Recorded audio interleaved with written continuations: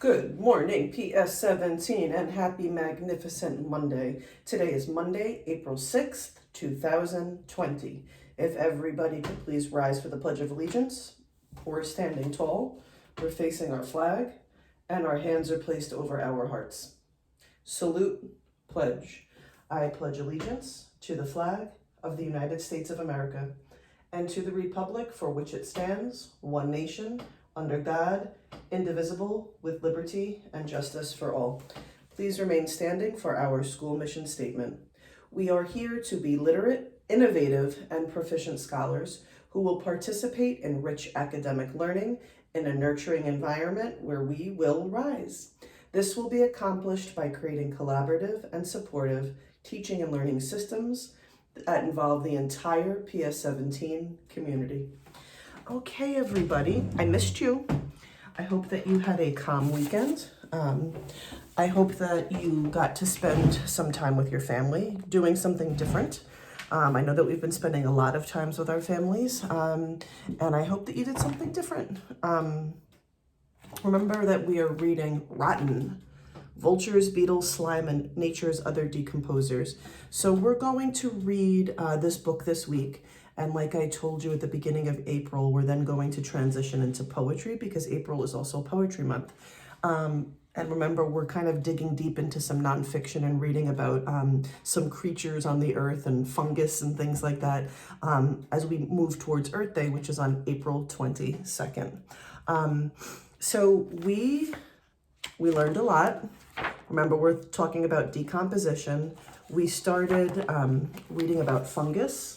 Remember, we got introduced to the words mycelia, and we learned that mold and fungus can grow on a piece of bread. Today, we're going to read sections from 3 pages. We're still on fungus. Remember, there's a fungus among us.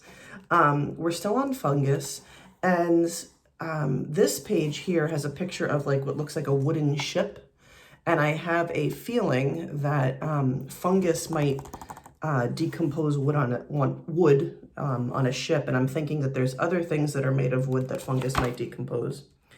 And then this section is titled A Feast of Poison, and there's 2 pages to this. This looks like there's somebody's foot here, so I'm wondering if this person is looking at this, and it looks dirty.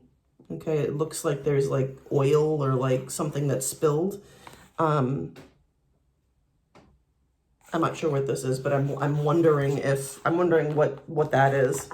And then I'm noticing on the next page that there's that same like icky like oil spill or something like that, but then I'm noticing that this area is flourishing. I'm noticing it's green, has butterflies, flowers, a bird, mushrooms, a type of fungus. So I'm wondering, I'm looking at this title. It says A Feast of Poison. And this looks kind of dirty and almost like ugly here, right? Like, ugh. And then when we turn the page, I'm wondering if fungus helps clean up dirty areas. I'm wondering about that. That's pretty interesting. So let's start reading. Fungi excel at breaking down the tough bonds that hold molecules of wood together.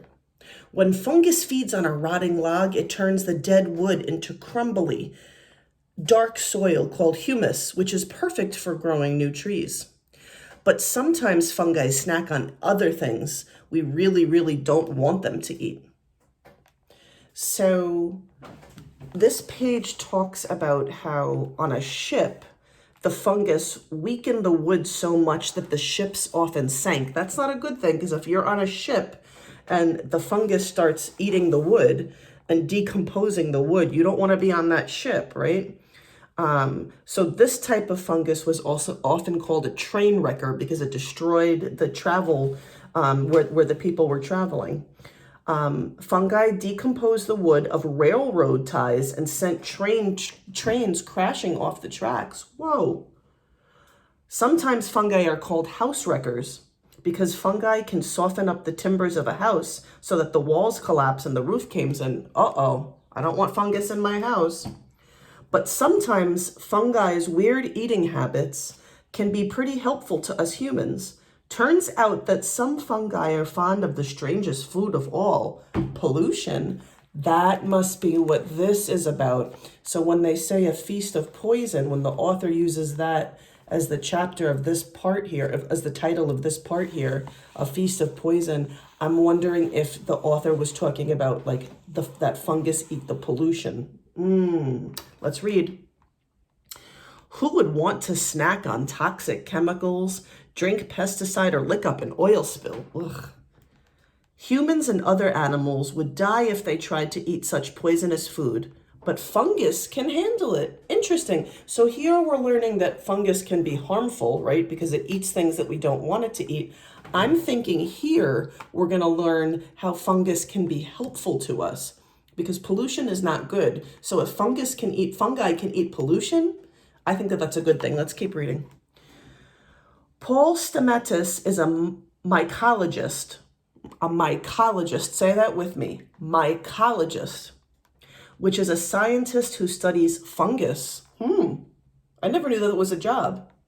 A mycologist is a scientist that studies fungus.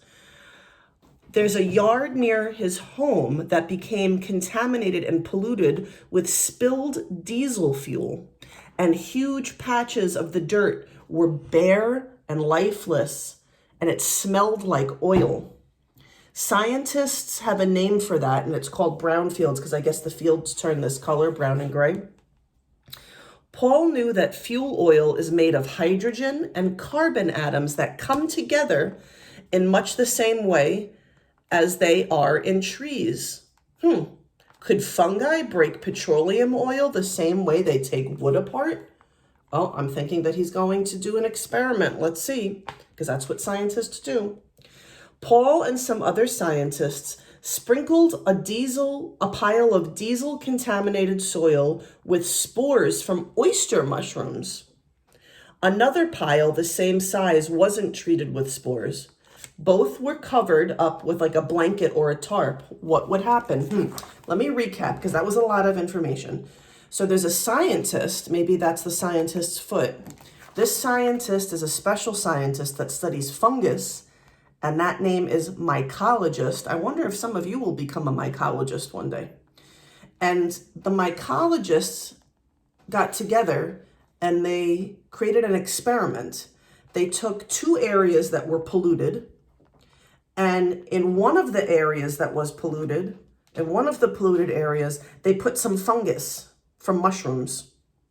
And in the other area, they did not put mushrooms. So I'm wondering if there's going to be a difference between the polluted area that was covered with mushrooms and the polluted area that was not covered with mushrooms. So we're going to stop here, and I want you to make a prediction. I'm going to recap one more time, because that's what good readers do, because there was a lot of information. So let me see. We read that fungus can be harmful because if it eats wood, we have a lot of things in life that are made of wood. So you don't want fungus attacking things that are made of things that we need, like a ship or a house, right? But then here, we learned that fungus actually feeds on some pollution. And that's a good thing, because we don't want pollution in our world. And that might be some of the magic that fungus can do. So we learned about a special scientist that studies fungus called a mycologist. And a group of scientists got together because they had a thought. We wonder what would happen if we put some fungus on a polluted area. Would it help? Would it clean up the area? So they took two areas and they put pollution in two areas in the dirt.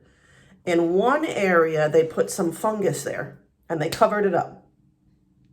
In the other area, they left it alone. They just kept the mess there. They kept the pollution there, and they did not put any fungus, and they covered that up. So I'm wondering what's going to happen when they lift up the cover that they put on both areas. I'm wondering what the difference is going to be. Make a prediction, and tomorrow we're going to see what happened when we read. PS 17, have an awesome day. Stay innovative and curious. And remember, as always, say it with me, we love you.